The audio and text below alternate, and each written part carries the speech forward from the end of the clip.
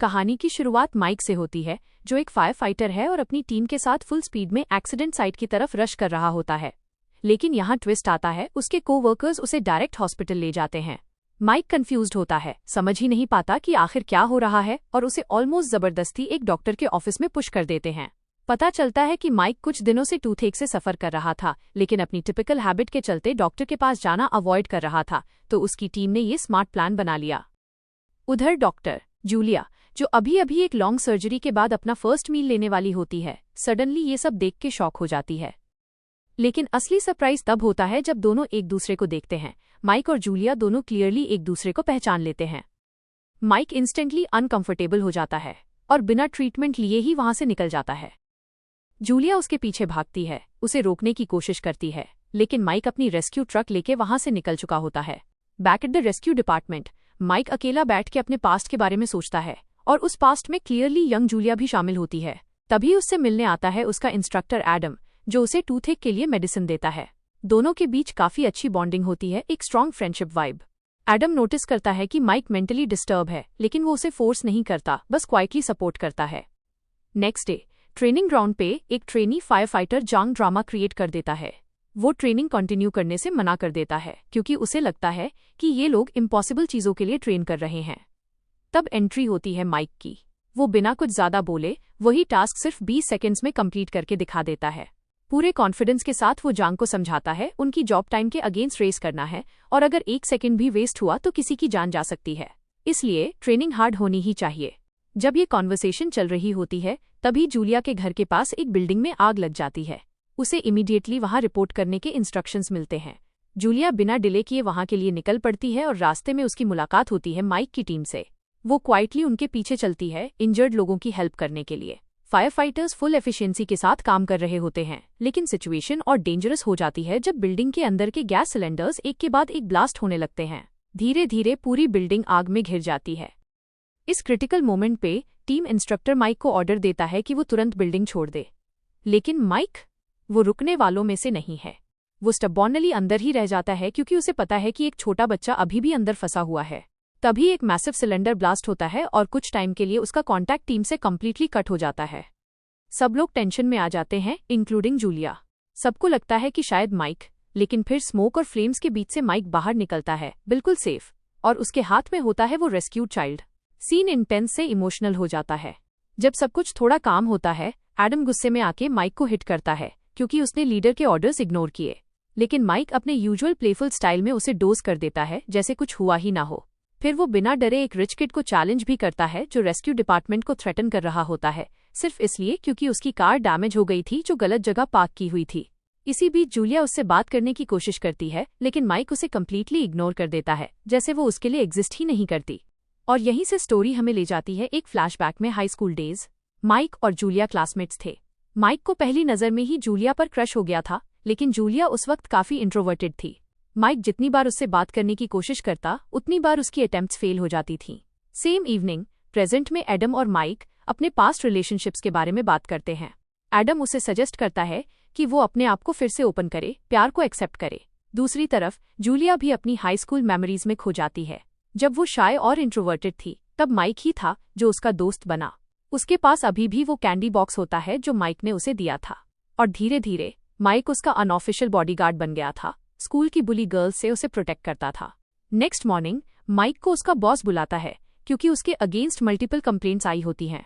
Orders ignore करना, public property damage करना, सब इंक्लूड होता है। उसकी सीनियर शॉर्लेट उसके लिए थोड़ा सपोर्ट में बोलती है, लेकिन एंड में डिसीजन क्लियर होता है। माइक को 3000 वर्ड रिपोर्ट लिखनी होगी अपने बिहेवियर पर रिफ्लेक्ट करने के लिए। माइक बिना कुछ बोले वहां से चला जाता है, न शॉर्लेट की तरफ देखता है, न उसकी बात सुनता है। उधर हॉस्पिटल में जूलिया के कलीग्स उसके बारे में गॉसिप करते रहते हैं। वो उसके मिस्टीरियस और रिच बैकग्राउंड को लेके बातें बनाते हैं, और उसकी प्रमोशन का क्रेडिट भी उसके बैकग्राउंड को दे देते हैं। जेलेसी की वजह से जूलिया के पास ज्यादा लोग नहीं होते जिन पर वो रिलाई कर सके, इसलिए वो अपनी शिफ्ट खत्म होते ही सीधा घर चली जाती है। उस रात रोड पे एक एक्सीडेंट की वजह से उसका रास्ता ब्लॉक हो जाता है। वो तुरंत इंजर्ड लोगों की हेल्प करने के लिए आगे बढ़ती है, लेकिन पुलिस बताती है कि एम्बुलेंस अभी तक नहीं आई। जूलिया के स्टेप्स फास्ट होते हैं, लेकिन जैसे ही वो देखती है कि माइक ऑलरेडी वहां है, इंजर्ड लोगों को रेस्क्यू डिपार्टमेंट की तरफ से हेल्प कर रहा है, उसकी स्पीड धीरे हो जाती है। तब तक एम्बुलेंस भी आ जाती है। जूलिया क्वाइटली वहां से निकल जाती है बिना कुछ कहे, लेकिन इस बार माइक उसे देख लेता है और बस खामोशी से उसे दूर जाते हुए देखता रहता है। एक्सीडेंट साइट के बाद जब इंजर्ड लोगों को हॉस्पिटल ले जाया जा रहा होता है तब एडम पीछे से आके माइक के लिए सूप लेकर आता है। माइक का टूथएक अभी भी चल रहा होता है, इसलिए वो प्रॉपर्ली खा भी नहीं पा रहा। एडम खुद भी थोड़ा डिस्टर्ब लग रहा होता है। एक एनोनिमस कॉल पे उसकी बातचीत से हिंट मिलता है कि वो शायद जॉब स्विच या ट्रांसफर के बारे में सोच रहा है। माइक उसकी टेंशन फील कर लेता है और उससे पूछता भी है, लेकिन एडम काम वाली बात क्लियरली शेयर नहीं करता। उधर माइक अपने न्यूबीज को ट्रेन कर रहा होता है और सीधा बोलता है, इस जॉब में फेम या पैसा एक्सपेक्ट मत करो, यहाँ सिर्फ रिस्पॉन्सिबिलिटी और रिस्क मिलता है। जूलिया भी अपने काम में बिजी होती है, लेकिन हॉस्पिटल में उसकी सिचुएशन अलग ही चल रही होती है। उसके कलीग्स उससे डिस्टेंस बना के रखते हैं और जब हॉस्पिटल डायरेक्टर इमरजेंसी हैंडल करने के लिए 2 टीम्स बनाने की बात करता है तब भी लोग उसकी टीम ज्वाइन करने से हेसिटेट करते हैं। कुछ दिन बाद जूलिया अपनी पुरानी यादों में चली जाती है और उन जगहों पर जाती है जहां वो माइक के साथ टाइम स्पेंड करती थी। फिर वो उसके घर भी जाती है, एक रिलेटिवली पुअर नेबरहुड में, लेकिन वहां उसका वेलकम बिल्कुल अच्छा नहीं होता। माइक की सिस्टर और उसकी मदर उसे देख के गुस्सा हो जाती हैं। उसकी सिस्टर सीधा उसे याद दिलाती है कि उसने माइक को कितना हर्ट किया था। माइक की मदर थोड़ी काम लगती हैं, लेकिन उनके एक्सप्रेशंस में भी डाउट क्लियर होता है। वो बताती हैं कि उन्होंने माइक के लिए कितनी बार ब्लाइंड डेट्स अरेंज की, लेकिन वो कभी भी उनमें अपीयर नहीं हुआ। और उसकी सिस्टर मून, वो तो अभी भी स्टबॉर्न है, क्लियरली बोल देती है कि वो जूलिया को अपने भाई के पास नहीं आने देगी। दूसरी तरफ हॉस्पिटल में एक इंजर्ड फायरफाइटर जूलिया के पास लाया जाता है। कंडीशन सीरियस होती है। जूलिया तुरंत ट्रीटमेंट के लिए रश करती है, लेकिन तभी एक कपल वहां सीन क्रिएट कर देता है। हस्बैंड उस पर नेग्लिजेंस का इल्जाम लगाता है, जबकि उसकी वाइफ को सिर्फ माइनर हीट इंजरी हुई होती है और उसका ट्रीटमेंट ऑलरेडी हो चुका होता है। सिचुएशन इतनी एस्केलेट हो जाती है कि वो आदमी जूलिया पर अटैक करने के लिए आगे बढ़ता है और तब एंट्री होती है माइक की। वो बीच में आके उसका अटैक रोक देता है। जूलिया बिना टाइम वेस्ट किए इंजर्ड फायरफाइटर का ट्रीटमेंट कंटिन्यू करती है। माइक के सबऑर्डिनेट्स को बाद में डांट पड़ती है क्योंकि उन्होंने टाइम पर एक्शन नहीं लिया था जब वो आदमी डॉक्टर पर हाथ उठाने वाला था।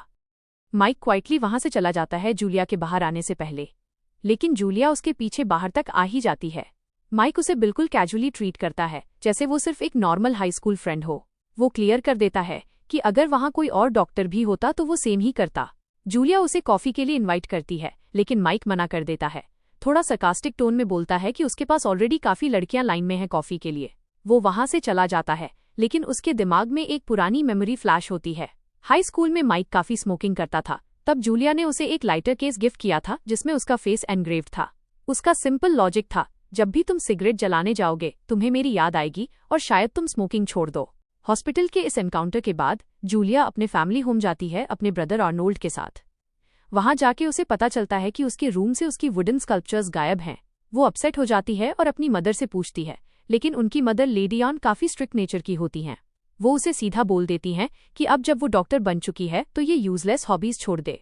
जूलिया को फोर्स किया जाता है कि वो अपनी सोशल सर्कल में एक्टिविटीज करे इंस्टेड ऑफ वो सोशल सर्विसेज जिसमें उसकी इंटरेस्ट है। तभी उनका कजिन शॉन वहां आता है डिनर के लिए।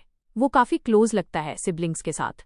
वो उन्हें अपने नए बार के ओपनिंग के लिए इन्वाइट करता है और आर्नोल्ड को टीज करता है वहां आने वाली ब्यूटीफुल गर्ल्स के बारे में।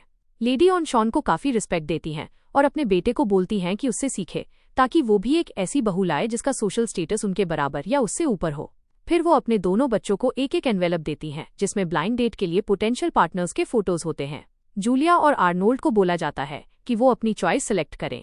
उधर माइक को रियलाइज होता है कि उसका लाइटर मिसिंग है और वो पूरा दिन उसे ढूंढता रहता है। रात को एडम उसे देख लेता है ट्रैश के अंदर तक सर्च करते हुए। वो उससे बोलता है कि क्लियरली माइक अपनी फर्स्ट लव से अभी तक मूव ऑन नहीं कर पाया, चाहे वो जितना भी क्लेम करे। एडम सीधा पॉइंट आउट करता है, अगर तुम मूव ऑन कर चुके होते तो 10 साल पुराना लाइटर ढूंढ नहीं रहे होते। और यहीं पर माइक फाइनली ट्रुथ रिवील करता है। वो एडम को बताता है कि 10 साल पहले वो और जूलिया अलग क्यों हुए थे, उनके बीच का क्लास डिफरेंस, और कैसे माइक ने पिछले 10 साल सिर्फ इसलिए मेहनत की ताकि वो एक दिन उसके बराबर खड़ा हो सके। माइक अपनी स्टोरी कंटिन्यू करता है। उसे लगता है कि बिना शर्म के, बिना रुके उसने कोशिश तो बहुत की, लेकिन उनके बीच का स्टेटस गैप इस जिंदगी में शायद कभी क्लोज ही नहीं हो सकता। ये सुन के एडम सीधा बोलता है, मूव ऑन कर जा माइक, अब बस। उधर आर्नोल्ड जूलिया के लिए 2 लड़कों को शॉर्टलिस्ट करता है। उसकी बातों से क्लियरली लगता है कि उसे डाउट है कि जूलिया अभी भी माइक के कांटेक्ट में है। वो इनडायरेक्टली बोल देता है कि चाहे कोई भी हो, बस माइक से बेटर होना चाहिए। ये बात जूलिया को सीधा हर्ट करती है। वो टॉपिक चेंज करने के लिए सजेस्ट करती है कि चलो शॉन के बार चलते हैं, थोड़ा माइंड डिस्ट्रैक्ट हो जाएगा। कुछ देर बाद दोनों सिबलिंग्स शॉन के बार में होते हैं। High class vibe, top notch service. तभी एक वेट्रेस गलती से उनकी टेबल पर ड्रिंक गिरा देती है। अनएक्सपेक्टेडली आर्नोल्ड बिल्कुल काम रहता है। वो सीन क्रिएट नहीं करता, बल्कि उस लड़की को देख के उसे जूलिया की याद आती है, नाइव और इनोसेंट। इसी बीच जूलिया बिल्डिंग की फायर सेफ्टी इंस्पेक्शन के बारे में सुनती है और उसे लगता है कि शायद ये फायर फाइटिंग डिपार्टमेंट करता होगा। दिल में एक छोटी सी होप होती है, शायद माइक वहां मिले। लेकिन जब एक ऑफिशियल बताता है कि ये काम एक अलग डिपार्टमेंट करता है, तो जूलिया क्लियरली डिसअपॉइंटेड हो जाती है। बाद में वो शॉन को माइक के साथ अपने रीसेंट एनकाउंटर के बारे में बताती है। शॉन सीधा एडवाइस देता है, तुम लोगों का पास्ट इतना कॉम्प्लिकेटेड है, वापस जाना इजी नहीं होगा, बेटर है गिव अप कर दो। जूलिया बात को साइड पे रखने की कोशिश करती है, डिस्ट्रैक्ट होने के लिए आगे बढ़ती है, लेकिन हर जगह उसे माइक ही याद आता है। एक मेमोरी फ्लैश होती है जब वो दोनों एक बार गए थे और जूलिया गलती से एक कपल को इंटीमेट होते देख लेती है। वो ऑकवर्ड फील करती है, समझ नहीं पाती क्या करे। तब माइक उसकी आंखों पर हाथ रख देता है और सॉफ्टली बोलता है, उधर मत देखो। नॉस्टैल्जिया इतनी स्ट्रांग होती है कि जूलिया तुरंत फायर रेस्क्यू स्टेशन नंबर 5 पहुंच जाती है माइक से मिलने के लिए। लेकिन माइक उससे मिलना ही नहीं चाहता। वो गेटकीपर से झूठ बुलवा देता है कि वो रूम में नहीं है।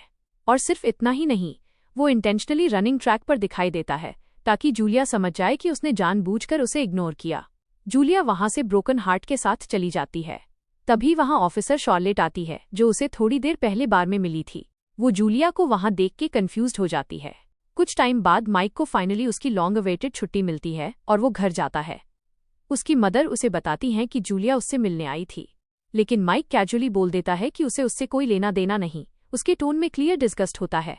और फिर आता है एक मेजर फ्लैशबैक। हाई स्कूल के बाद उनका बॉन्ड स्ट्रांग हो गया था। ऑफिशियली वो गर्लफ्रेंड बॉयफ्रेंड बन चुके थे। माइक ने जूलिया को अपने घर भी इंट्रोवर्ड्यूस करवाया था और जूलिया को उसका छोटा सा घर काफी वार्म और कोजी लगा था। लेकिन सिर्फ कुछ दिन बाद ही सब टूट गया। जूलिया ने उससे ब्रेकअप कर लिया। माइक समझ ही नहीं पाया क्यों। वो रीजन मांगता रहा, लेकिन जूलिया ने उसे ब्रूटली इंसल्ट किया। उसने उनके क्लास डिफरेंस को पॉइंट आउट किया, बोला कि उसका छोटा सा घर उसे सफोकेट करता है और माइक अब उसके लिए स्पेशल नहीं रहा। माइक लिटरली उससे बेग करता रहा, लेकिन जूलिया बिना पीछे देखे अपनी कार में बैठ के चली गई। सच ये था कि ये सब जूलिया ने अपनी मदर के प्रेशर में किया था, लेकिन माइक के लिए ये सब रियलिटी थी। वो उस इंसिडेंट से कभी बाहर नहीं आ पाया।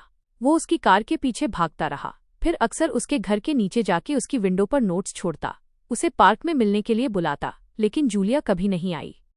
नेक्स्ट डे माइक को स्टॉर्म अलर्ट की वजह से वापस ड्यूटी पर बुला लिया जाता है। शहर में पानी भरना स्टार्ट हो जाता है, अंडरपासेस फ्लड होने लगते हैं। उसी रात जूलिया हॉस्पिटल जा रही होती है, तब उसकी कार एक ब्रिज के नीचे खराब हो जाती है। धीरे धीरे पानी बढ़ने लगता है और कार के डोर्स जाम हो जाते हैं। सिचुएशन डेंजरस हो जाती है। Julia emergency rescue number call करती है, लेकिन पानी इतनी तेजी से भर रहा होता है कि उसे डाउट होने लगता है, क्या वो टाइम पर बच पाएगी। तब दूर से कुछ फ्लैशलाइट्स दिखाई देती हैं। फायर फाइटर्स आ चुके होते हैं और उनमें से एक माइक। वो तुरंत उसे पहचान लेता है। अपनी जान रिस्क में डाल के वो उसे रेस्क्यू करता है, कार का ग्लास तोड़ता है और उसे बाहर निकालता है। जब वो उसे उठा के सेफ जगह ले जा रहा होता है, जूलिया उसे टाइटली पकड़ लेती है, लेकिन माइक उसे गुस्से में पुश कर देता है। जूलिया उसे उसके फीलिंग्स याद दिलाने की कोशिश करती है, लेकिन माइक कोल्डली बोल देता है, मैं ये काम किसी के लिए भी करता, चाहे वो एक डॉग ही क्यों ना होता। और फिर वो अपनी टीम के साथ बोट में वहां से चला जाता है। जूलिया हर्ट होती है, लेकिन रुकती नहीं। वो तुरंत हॉस्पिटल पहुंचती है, क्योंकि वहां ऑलरेडी इमरजेंसी केसेस का प्रेशर होता है। हॉस्पिटल में एक पेशेंट की कंडीशन क्रिटिकल होती है, अर्जेंट सर्जरी की जरूरत होती है, लेकिन बाकी डॉक्टर्स हेसिटेंट होते हैं, क्योंकि सीनियर डॉक्टर जोनाथन प्रेजेंट नहीं होता और उसे आने में टाइम लग सकता है। सिचुएशन रिस्की होती है और यहाँ जूलिया एक बोल्ड डिसीजन लेती है। सबके मना करने के बावजूद वो सर्जरी अपनी रिस्पॉन्सिबिलिटी पर स्टार्ट करती है। टेंशन पीक पर होती है, लेकिन एंड में जूलिया सक्सेसफुली पेशेंट की जान बचा लेती है। Hi guys, thanks for watching and I'm going to continue this drama because ये ड्रामा मेरे को बहुत ज़्यादा इंटरेस्टिंग लगा, तो इस ड्रामे को मैं कंटिन्यू करूँगी अब से।